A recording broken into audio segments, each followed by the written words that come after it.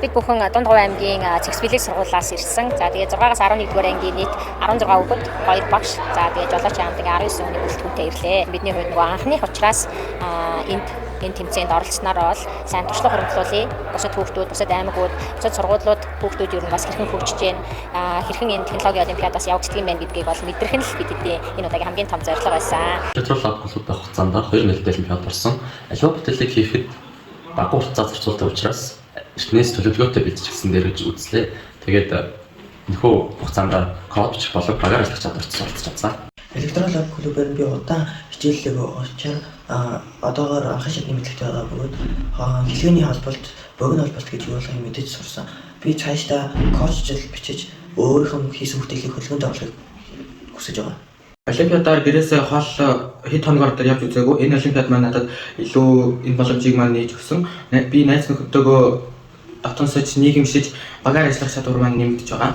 Клуб тавьж орсон ч бага хугацаанд электрон элементүүд хэрхэн хоорондоо оршиж бүтээл болгохыг харах сайхан байсан. Гол нь өөрхөн гаяар бүтээж оруулах нь илүү сонирхолтой байсан.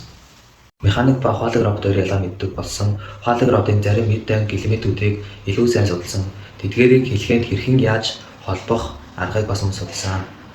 Түүн дээр багаар ажиллах явцдаа хамтран ажиллах чадвараа нэмэгдүүлсэн. Би дармаа тэмцээнд ирээд бусад аймгийн болон хүүхдүүдийн хийсэн бүтээлүүд болон шинэлэг содон санаа харж өөрөөс ийм бүтээлийг хүссэн.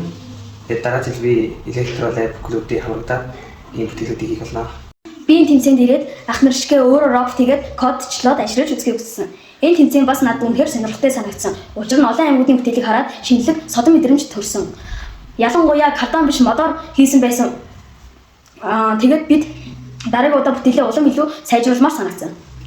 Би механик роботыг ингээл ховрохол харж исэн, сайн мэдэхгүй тэгээд телевизээр зурснаас харж исэн.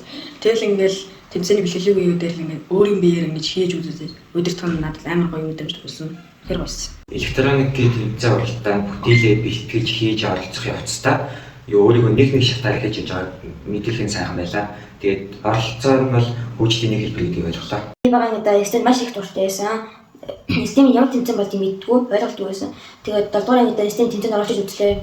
Тэнд нь олон хүүхдүүд их өөр ангиас ирд юм байна. Тэгээд олон бүтээл хийд юм байна. Тэгээд энэ хэлж чадсан. Гэхдээ дараа жил яалахыг хийж байна. Би анх механик роботыг ямар зүйл болохыг сайн мэддэггүй байсан. Одоо харин электрон лаб клубт орж ирснээр хэрхэн хийж, яаж үдирддэг болсныг сайн мэддэг болсон. Үеийнхэнтэй хандаж хэлэхэд хамтдаа олон гоё бүтээл хийцгээе. Электроник лаб хэлснээр цэхэн болон танхимсан 2 улааны ажилд оролцлоо. Өмнөөс өгөх юм бол цаг хугацаа өчигдөлмөр зарцуулсан бүтээлээ бусдад танилцуулахдаа өөртөө итгэл харлаж болохгүй итгэлтэй байхыг зарлаа.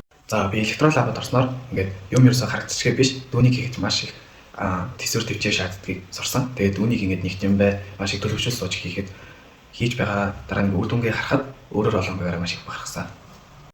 Электрон лаб клуб гэснээр би олон төрлийн робот хийж сурч, хувийн талаас багаар ажиллаж, тэмцээнд оролцож бие тасарсан. Би электрон лаб клуб гэснээр олон төрлийн багаж хэрэгсэлтэй харьцаж түүгээрээ робот хийсэн. Энэ үйл явцад зарим зүйл хэцүү байсан ч дахин татан хийсээр гарын өвдөлтөй болно гэж бодож байна. Физик хэлээр шинээр даалт амжих зүйлийг ашиглаа. Механик робот бүтээсэн. Тэгээд энэгээр өнөөдөр би механик роботоо хөдөлгөж тэмцээнд оролцсон. Тэгээд үүнээс би маш олон зүйлийг сурч өөрийгөө бас сурахад маш их туссан.